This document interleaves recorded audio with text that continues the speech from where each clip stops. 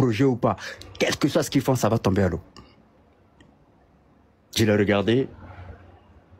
Je lui ai dit, t'as fait ça? Il dit, mais tu penses que je vois pas? J'ai juste pas le temps de m'en occuper. J'ai d'autres choses à penser, frère. J'ai ma carrière à penser, j'ai la famille à mettre à l'abri, j'ai plein de choses à penser. Je suis en train d'investir un peu au pays et j'ai pas le temps pour ça, là. Mon cœur a toujours été blanc, il restera toujours blanc. J'ai fait une parole sur mon argent et je donne. Ton cœur est blanc, tu vas faire quelque chose avec mon argent. Tu viens avec des projets fictifs à la con pour juste me gruger, je te donne. Quand j'apprends aujourd'hui que Jojo c'est un clochard dans même Paris là, ça me fait rigoler. Et c'est là où je me suis souvenu de sa parole. Et quand j'ai vu que la même Mada, elle-même son cœur n'était pas blanc, qu'elle a réussi à dilapider tout ce qu'elle a dilapidé là. Elle dit elle a sécurisé. Sécurisé ou pas, j'en sais rien. Mais quand tu sécurises, tu ne demandes pas crédit. Pas à ce point. Et tu dois à tout le monde un peu partout là. Non. C'est là où j'ai pensé à la parole de Cheikh. J'ai dit, petite, elle était dans une vision que personne n'a compris.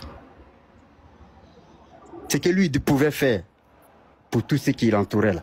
Amis ou famille, il a fait. Et il est parti comme il est parti. Comment il est parti, pourquoi il est parti, on le pleure encore aujourd'hui, on a mal encore aujourd'hui. Pour ceux qui l'ont connu en tout cas. Tu étais le premier qui l'a fait venir, c'est ça? Exact. Ok, donc c'est après toi, Mada, elle est venue te trouver ici. Tout à fait. Ok. Et Mada, elle est venue... Cheikh, qui s'est marié en quelle année avec elle? Ah, votre histoire de mariage, à vous laissez pas. Mais c'est important pour nous de savoir. Bon, ok. Je vous explique clairement encore une fois ce que j'ai déjà dit et que je vais répéter. D'accord. Quand Cheikh est arrivé, il est parti en 2002. Je me souviens très bien parce que c'est l'année où j'ai eu mon BTS au plateau. Quand j'ai eu mon BTS... La famille de Cheikh, c'est pas des feignants, c'est pas des vanipiers. Il a un BTS. Vous avez un BTS en quoi? Ça, là, on ne rentre pas dedans. Ceux qui veulent penser ça. Vous avez un BTS en quoi, monsieur? En finance et comptabilité. En finance et comptabilité, ok. J'ai eu mon BTS en 2002. 2 semaines après, Cheikh est parti.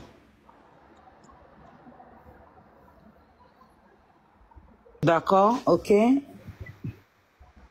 Et en 2007, il a appelé son agent, monsieur Alfred Debout, que vous connaissez. Enfin, ceux qui sont dans le milieu du foot le connaissent parce que c'est lui qui gérait les footballeurs de Biafra à l'époque. Hein. Je parle de cette époque-là. Voilà. Les Sekou Cissé, ils le connaissent tous. Sekou, César, Salia, Zario. Je donne leur surnom, je donne pas leur nom parce que j'ai pas l'autorisation. Avec Keïta. Voilà. Tout le monde sait, voilà. Tout dans le milieu du foot, il est très connu à Abidjan. Et c'est lui qui a fait partie Cheikh. Et Cheikh lui a dit, bon, écoute, je veux que madame me rejoigne. Ils n'étaient pas mariés. On était dans Abidjan là, ici ensemble. Il n'y avait personne qui était marié. Moi, je suis parti en décembre 2007. Il n'y avait pas de madame là-bas, il n'y avait pas de mariage avant même que je parte. Et même quand Cheikh venait, il n'y avait pas de mariage. Ils la voyaient, tout et tout. Ils ont conçu Soraya. Avant que Mada n'arrive ou bien? Si, Mada, elle a accouché à Abidjan avant de partir. Elle est partie avec Soraya. Quand elle partait se marier, elle était enceinte. Elle partait se marier où elle était enceinte? Elle partait se marier à Daboula. À Daboula? Oui. Ok, Mada n'a jamais mis les pieds à Dabou, Cheikh n'a jamais mis les pieds à la mairie de Dabou. Aucun des deux n'a mis les pieds à la mairie de Dabou. D'accord. J'ai un audio, si vous voulez, je vais vous le faire écouter. De Alfred Obrou, là? Ouais, ça, on a déjà joué. Ah ben voilà. C'est lui-même qui a fait le papier, il vous l'a dit. Il a fait ça avec son petit frère pour la faire partie. Merci. C'est bon. À partir de là, il n'y a plus de oui, non, j'ai oublié mes clés. Il n'y a plus de discussion sur ça.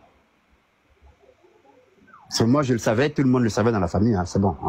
Il veut rejoindre sa femme. On sait comment ça se passe, le couplement. C'était une époque où, quand il y avait la guerre, les ambassades étaient fermées. Il n'y avait que quelques ambassades qui étaient ouvertes. Dont celle de Belgique.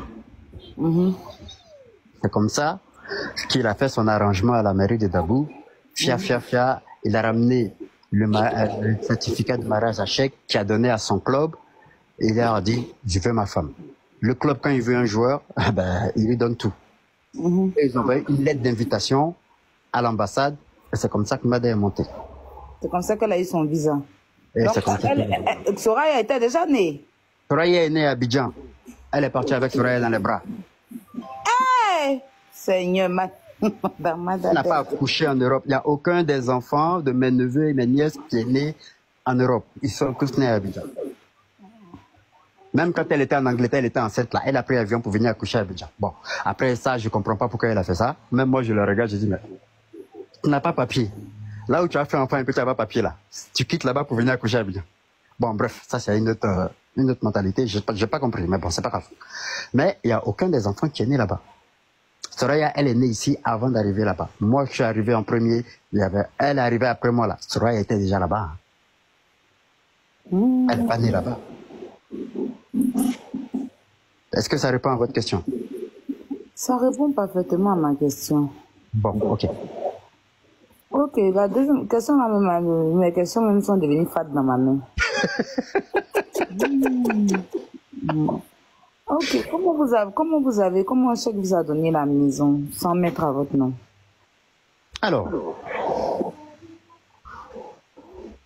Alors, disons une chose simple. Cheikh Tioté, c'est pas pour cracher sur lui, hein. Cheikh Tioté école, c'était pas pour lui. Cheikh Tioté a fait 4 fois le CM2. Ma mère était institutrice à EPP Avenue 4 là, que vous connaissez dans Trècheville là. Cheikh Tioté à 10h du matin, il descendait, il jouait dans la cour de récréation, il rentrait plus jusqu'à 17h, il jouait au foot. C'est un jour, son maître, parce que ma mère était institutrice dans la même école, il est venu voir ma mère et lui a dit Nathalie, parce que c'est son nom de jeune fille, Nathalie, à ma mère. Nathalie, ton fils là, faut arrêter de l'envoyer à l'école. En plus, il est doué pour le foot. Achète-lui des crampons, il va aller jouer. Parce que franchement... Il a redoublé combien de fois CM2? 4 fois. Ah, ils s'en foutaient de lui. Non, la vérité, quand tu connais ton chemin, tu perds pas du temps avec le reste. Non, c'est pour rigoler. Je pense que... Oui, non, mais tu peux rigoler, il n'y a pas de souci. Mais quand tu connais ton chemin... C'est pas méchant, hein, c'est pas méchant. Hein. Non, mais ça on s'en branle. Quand tu connais... Même moi, je l'ai regardé, j'ai dit, mais petit, comment tu peux faire 4 fois CM2? Il dit, mon frère, et mon vieux, enfin, on était encore petit. Il dit, mais moi, je m'en fous de l'école, moi, je veux jouer au foot. Et c'est notre mec qui l'exigeait, qui réussisse à l'école, machin. Et il lui a dit non, il a toujours dit non. C'est pas son truc. Sur ça là seulement là, on va pas mentir. Il lui a toujours dit non. Mais elle l'exigeait quand même parce qu'elle dit, ah là, au moins un minimum de niveau avant 2. Il a dit non, c'est bon. CM2 là, c'est trop pour moi-même. CP là, je veux pas. Il allait composer comme ça, il échoue, il s'en fout. Lui, pour lui, 10 heures, récréation, il rentre plus en classe. Il reste dans la cour, il joue jusqu'à 17 heures. Tous les jours. C'était ça son truc. Et elle le savait. C'est quand son maître, le collègue à ma mère, qui était le maître de Cheikh au CM2, est venu la voir pour lui dire, bon, écoute Nathalie, laisse tomber. Laisse tomber, c'est pas pour lui l'école. Achète-lui des crampons, fous-le dans un centre là-bas, il va jouer au foot parce que tu perds ton temps et tu lui fais perdre du temps aussi. Ça sert à rien. Donc elle a appelé Cheikh. On était petit, hein, je te dis. Elle dit, tu veux vraiment jouer au foot? Je dis, mais ça fait combien de fois que je te dis? Elle a dit, ok, tiens. Elle a donné l'argent, va acheter les crampons et va jouer au foot. C'est là où Cheikh a arrêté l'école, il est même plus parti. Dès qu'elle lui a dit ça là, le lendemain même là, l'école là, il a oublié. C'est là où il a commencé avec Bibo. Paix à son âme. Ceux qui sont de Biafra, qui sont à Trècheville, ils connaissent Bibo. C'est là où il a commencé avec les Bibo. Avec le coach Bibo à Biafra. Karim, il est arrivé après chez Bibo. Mais c'était Cheikh déjà qui était chez Bibo. Parce que son rêve, c'était ça. Sa passion, c'était ça. Sa vie, c'était ça. Donc, il ne voulait pas perdre de temps avec l'école et tout. Quand tu es convaincu de ce que tu veux faire là, tu donnes tu donnes tout dedans, 100%, 200%. Et lui, il était à 300% dedans. Même à confronter sa mère, il a confronté la daronne.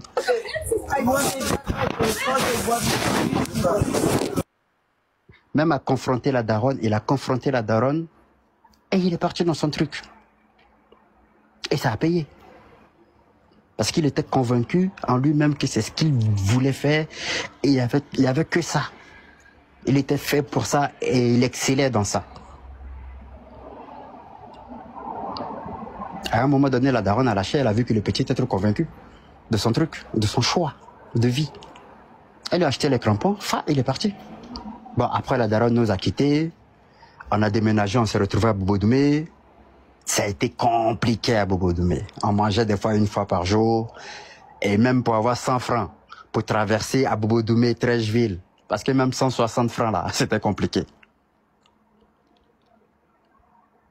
Et donc, il y a des vieux pères qui étaient à Trècheville, chez qui ils dormaient, pour être proche de l'entraînement. Donc même lui-même, des fois... Voilà. Là, vous étiez vers où ça? À côté du bateau-bus. Derrière le bateau-bus, la net, là, tu rentres dans le quartier, on était là. Ah, vers la marine, là. Voilà. Ok.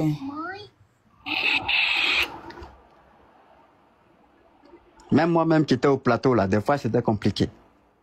Parce que quand j'allais gratter des oncles et des tantes pour avoir 3000 pour payer 4 de bus, quand je gagnais 3000 là, tu rentres à la maison à 3000, tu regardes, allez, tu enlèves 1500, tu donnes à côté, pour moi qu'on puisse manger et tout ça, tout ça. On s'est démerdé comme on a pu. Et on était en prière, on priait tous les jours. Vendredi soir, prière, prière. On faisait que ça. Tout le monde priait pour tout le monde. Et aujourd'hui, là, Dieu a béni. Donc, quand je regarde tout ça, là, est-ce que j'ai mal au cœur? Oui. Et en même temps, je suis en paix vis-à-vis de certaines choses, dans le sens où, quand je prie, Dieu me donne un certain apaisement, dans le sens où, calme-toi. Si Mada a pris ça, là, la prochaine génération sera encore bénie. Parce que vous êtes des enfants bénis. Priez-moi comme vous continuez de me prier, vous allez voir. C'est grave émouvant, mon Dieu.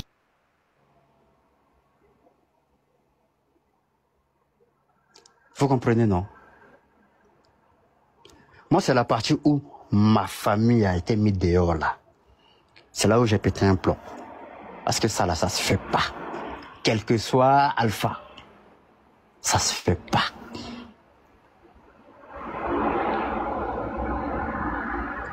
Mada. Moi, je suis curieux de savoir le CV de Mada. Quel boulot elle a fait dans sa vie. Mada n'a jamais travaillé dans sa vie. Elle a arrêté en seconde.